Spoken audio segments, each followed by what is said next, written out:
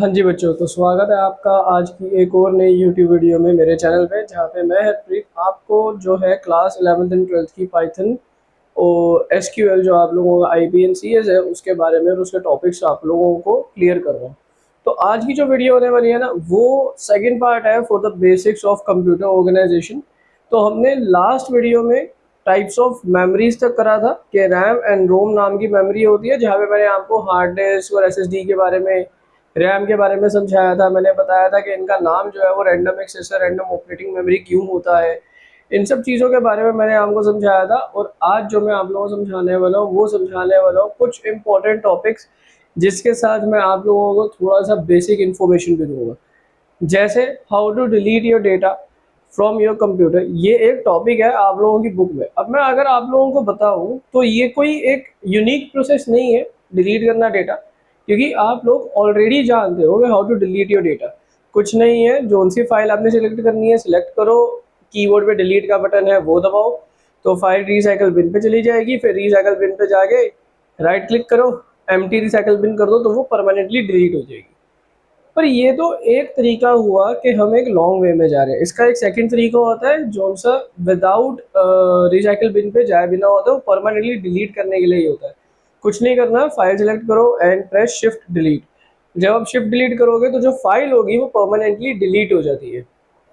अब permanently delete होने का मतलब ये है कि वो फाइल आपके लैपटॉप, आपके कंप्यूटर या आपके फ़ोन में अब अवेलेबल नहीं है परमानेंटली। बट अब यहाँ पे एक मैजिक आता है। याद है मैंने बताया था रैम एंड रोम के बारे में कि रैम जो है वो डेटा स्टोरेज रखती है, वैसे ही रोम भी। अगर हम किसी फाइल को रोम से यानी हार्ड डिस्क से डिलीट कर भी देते हैं ना, तो एक बात याद रखना कि वो परमानेंटली डिलीट नहीं होता। उसका कुछ पार्ट जो है या कुछ ब्लॉक्स जो है रिकवरेबल स्टेट में रह जाते हैं। इट्स समवट लाइक कि आप लोगों ने एक कागज़ को आग लगाई, आपके हिसाब से वो कागज़ ख़त्म हो गया, बट कागज़ की एशेज़ अभी भी अवेलेबल है। अगर कोई उस जगह पे जाएगा फोरेंसिक वाला और फोरेंसिक्स करेगा तो उसको मिल जाएंगे वो कागज़। सेम आप लोगों के लिए भी होता है। जब आप कोई फाइल डिलीट कर देते हो तो आपको लगता है कि वो फाइल डिलीट हो गई ख़त्म, ऐसा नहीं है। उसका कुछ पार्ट, कुछ रेजिडुअल वहाँ पे तब भी रह जाता है, अभी आपके एक्सेसिबल में नहीं होता। आप लोगों ने सुना होगा कि सीआईए या एफबीआई या इंडिया की सीआईडी जो है, जो सीबीआई है, उन्होंने किसी के फ़ोन से डेटा लिया है।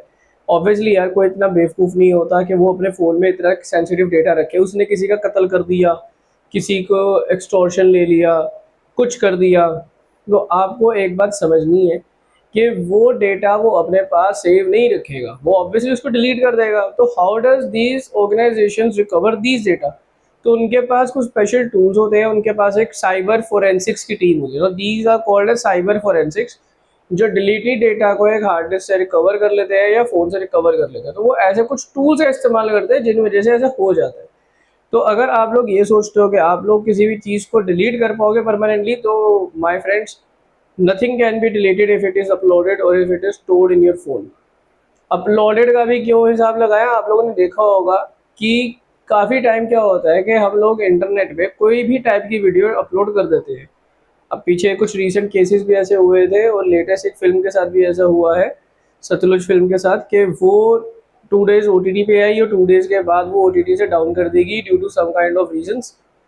बट हुआ क्या, आज भी वो सतलुज जो है वो अवेलेबल है ऑन इंटरनेट टू डाउनलोड और टू व्यू। वो अवेलेबल कैसे है, उसके पीछे का एक सिंपल सा लॉजिक है। सपोज करो कि मैंने एक इमेज को आपके फ़ोन में या इंटरनेट पे मैंने एक इमेज ली और उसको अपलोड कर दिया। जब मैंने उस इमेज को अपलोड करा तो ड्यू टू सम रीजंस किसी ने कंप्लेंट कर दी कि ये मेरा राइट टू प्राइवेसी को जो है हर्ट कर रहा है, टेक इट डाउन। पुलिस ने और अथॉरिटीज़ ने मुझे बोला कि वो जो पर्टिकुलर ऑप्शन है कि भैया वीडियो या फ़ोटो को टेक डाउन करो, मैंने उनकी बात मानी और मैंने टेक डाउन कर लिया। पर वो टेक डाउन करने के चक्कर में ना देर वर 2 डेज और 3 डेज का स्पैन था। अब 2 दिन और 3 दिन के अंदर वो फोटो ने नाना करते हुए 10 मिलियन शेयर्स लिए थे या 10 मिलियन लाइक्स लिए थे। बहुत बड़ा नंबर है 2-3 दिन के लिए, बट कोई भी ऐसी फोटो हो सकती है यार जिसपे लोगों का एंगेजमेंट ज़्यादा हो, you know what I mean. तो ऐसा ही हुआ। अब जब लोगों ने ऑब्वियसली उसका जो है शेयर करा, उसको लाइक करा, तो कुछ लोगों ने उनमें से उसका स्क्रीनशॉट ले लिया।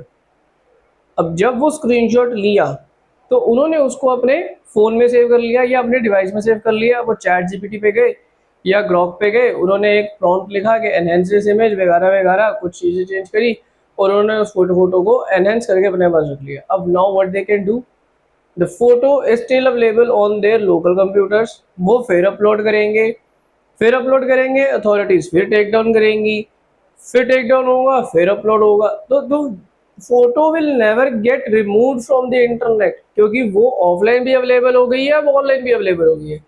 गवर्नमेंट हर किसी को इंटरनेट पे एक्सेस करने से मना कर सकती है, पर वो हर किसी के कंप्यूटर में जाके तो उसको डिलीट नहीं करवा सकती ना।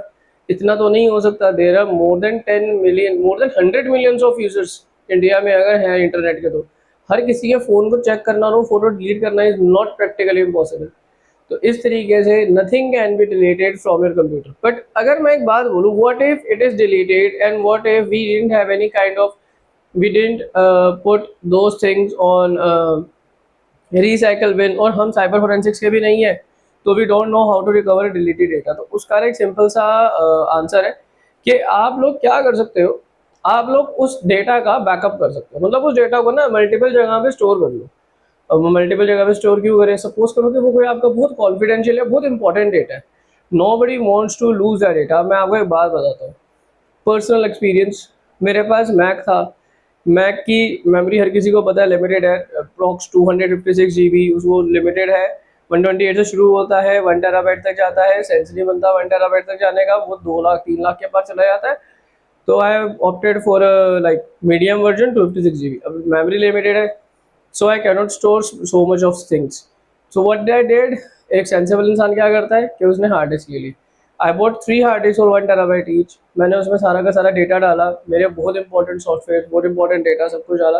बट एट द एंड क्या हुआ कि अचानक से there is something happened and वो हार्ड डिस्क मुझसे गुम गई या किसी ने चोरी कर ली, आई डोंट नो।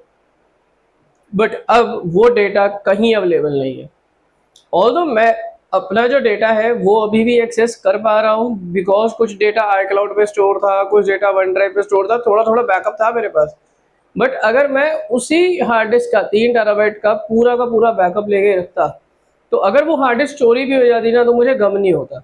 यही दिक्कत है। आप लोग जब भी कोई डेटा बनाते हो ना, तो रिडंडेंटली उसका डेटा एक बैकअप के तौर पे अपने पास सेव कर लो, which is very much crucial. अब उसको बैकअप पे आप क्लाउड पे सेव कर सकते हो, जो बहुत ईजी है, बट हाँ थोड़ा कॉस्टली पड़ता है, बट वो थोड़ा ईजी भी रहता है और थोड़ा हर टाइम के लिए एक्सेसिबल भी है आप लोगों के लिए।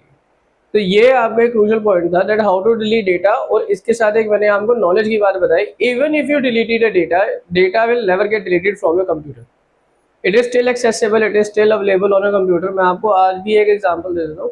अगर आपके पास 4 साल 3 साल 5 साल पुराना कंप्यूटर है और आपने कोई डेटा डिलीट करा है, there are some softwares, I am not gonna name it, there are some softwares वो आप यूज़ कर सकते हो, एंड दोज डेटा जो आपने 3 साल पहले डिलीट करा था, वो अभी भी अवेलेबल होगा, चाहे आपने कितनी बारी मर्जी अपनी हार्ड डिस्क या अपनी एसएसडी को फॉर्मेट ही क्यों ना करें। अब हम आते हैं second most important topic after deleting data. There is the second most important topic जो आप लोगों की सिक्योरिटी के लिए होता है, दैट इज सिक्योरिटी। आप लोगों को अपने कंप्यूटर और अपने लैपटॉप, अपने इंटरनेट, अपना पर्सनल अकाउंट, इन सब की सिक्योरिटी चाहिए होती है। ऑल दो कंपनी सिक्योरिटी गाइडेंस फॉलो करती हैं, 256 बिट एसएसएल कोड होता है, 128 बिट होता है। There are multiple security languages जिनमें कोड्स लिखे जाते हैं। HTTPS का इस्तेमाल कराया जाता है, that is hyper text transfer protocol secured. ये भी यूज़ कराया जाता है। आप लोगों को बार बार बोला जाता है सिर्फ उसी वेबसाइट पे जाना जिसके आगे HTTPS लिखा हो। अगर नहीं पता तो मैं आप बता रहा हूँ, अगर आप किसी वेबसाइट को एक्सेस करते हो तो वही वेबसाइट पे अपना डेटा डालना जिसपे HTTPS लिखा हो। How I am saying and why I am saying this, देखो यार, पहली बात, वर्ल्ड में हैकर्स की कमी नहीं है और आपका डेटा ही जो है वो सबसे इम्पोर्टेंट है। आई होप सो कि आप लोगों को पता होगा, पर ये प्रेडिक्टेड भी है कि आने वाले टाइम पे what's more important then a currency is your data. अभी भी है। आप लोग जो एआई यूज़ करते हो, जो भी एआई का इस्तेमाल कर रहे हो, चाहे वो चैट जीपीटी कर रहे हो, चाहे वो आप ग्रॉक कर रहे हो, चाहे वो डीप सीक कर रहे हो, any AI you are using, what you're doing is you are training that AI। आप उस पर्टिकुलर मॉडल को ट्रेन कर रहे हो आपके लिए। वो होता क्या है कि जब आप उस पर कोई सर्च आइटम डालते हो तो वो सर्च आइटम को देखता है, एनालाइज करता है और उसका आउटपुट रिलीज कर देता है, आपको ऐसा लगता है। पर वो जब उसको एनालाइज कर रहा होता है तो वो ये भी सोच रहा होता है कि भैया इसने ये क्वेरी डाली है तो इसका मतलब ये ऐसी सिमिलर टाइप की क्वेरीज डालेगा। तो जैसे एक बच्चा सीखता है ना अपने पेरेंट्स से, वो भी आपसे सीख रहा है कि आप क्या उसको भेज रहे हो। तो चाहे आप अगर उसको कुछ बहुत अच्छा भेज रहे हो वो भी सीख रहा है, और चाहे आप उसको कुछ बहुत एक्सप्लिसिट भेज रहे हो तो वो भी सीख रहा है। एज यू ऑल नो कि ग्रोक की कोई लिमिट नहीं है, Grok is a limitless AI, not practically limitless, उसकी लिमिट्स हैं, मॉडरेटर्स हैं, एक टाइम पे वो लिमिटलेस था, थोड़ा सा लिमिट है, but still it is mostly uncensored. If I am talking about chat GPT और जेमिनाई, चैट जीपीटी और जेमिनाई से तो वो बहुत ज़्यादा अनसेंसर्ड है। तो ग्रॉक एक ऐसा एआई है जिसको हम यूज़ करते हैं फॉर एनी पर्पजेस, तो वो सीखता है उससे, वो उस लैंग्वेज मॉडल में उस चीज़ को इनपुट करता है, एनालाइज करता है और फिर आपको प्रोड्यूस करता है वो रिजल्ट। पर एआई जो है वो सीख रहा है चाहे इन चीज़ों से, हैकर्स तब भी अवेलेबल है। अब आपने रिसेंट सुना होगा कि क्लॉड का जो बेसिक कोड था, बेसिक ब्रेन कोड था, जो उसका प्रोसेसिंग कोड था, वो किसी ने गिटहब पे रिलीज कर दिया था। ऑल्दो वो टेक डाउन कर लिया गया था, बट जब तक वो टेक डाउन हुआ था ना तब तक 3 मिलियन डाउनलोड्स हो चुके थे उस पर। तो अब टेक डाउन करने का फायदा भी नहीं है क्योंकि क्लॉड की 3 मिलियन कॉपीज अवेलेबल है। हाउ टू एक्सेस इट वो मैं नहीं बताऊंगा यहाँ पे, बट वो अवेलेबल है। अब हैकर्स क्या करते हैं ना, हैकर्स कुछ अटैक्स का इस्तेमाल करते हैं आपकी वो इन्फॉर्मेशन निकलवाने के लिए। अब वो अटैक्स क्या होते हैं, पहला सबसे फोरमोस्ट और सबसे प्रैक्टिकल अटैक होता है जो सोशल इंजीनियरिंग का अटैक होता है। मैं आपको ये अटैक सिखाने के लिए नहीं है अवेलेबल, बट मैं आपको एक एग्जांपल दे रहा हूँ। सोशल इंजीनियरिंग अटैक में क्या होता है कि ये ना एक फेसबुक या यूट्यूब, गूगल ऐसा कोई मॉर्फिंग पेज बना देते हैं जो आपको दिखने में हूबहू फेसबुक, गूगल, यूट्यूब और इन सब चीज़ों का लगेगा। इवन जो इनका लिंक होगा ना, ऊपर जो लिंक डिस्प्ले हो रहा होगा वो भी आपका यूट्यूब, गूगल, फेसबुक वाला ही हो रहा होगा। बट जैसे ही आप इसमें अपना क्रेडेंशियल्स एंटर करोगे ना, ये क्रेडेंशियल्स गूगल के सर्वर पे जाने की बजाय रीडायरेक्ट होंगे टूवर्ड्स दैट हैकर। हैकर आपके क्रेडेंशियल्स अपने पास रख लेगा, पेज रिफ्रेश होगा, आप दोबारा से उसमें डेटा एंटर करोगे, पेज लोड हो जाएगा।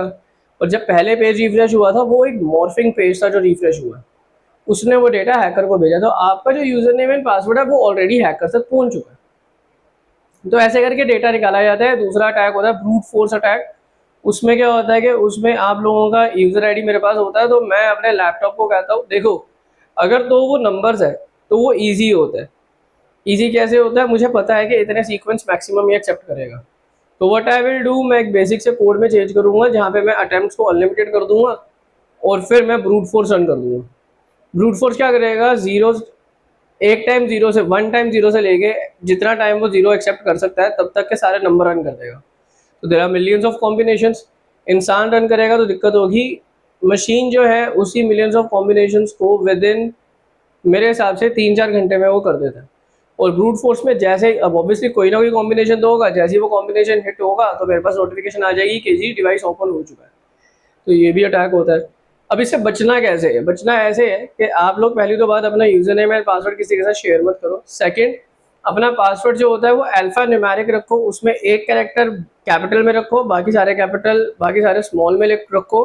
एक स्पेशल कैरेक्टर यानी ऐट हो गया, हैशटैग हो गया, एक्सक्लेमेटरी मार्क, कोई भी स्पेशल कैरेक्टर रखो और उसके बाद डिजिट्स रखो। तो देर आर 4 पॉइंट्स।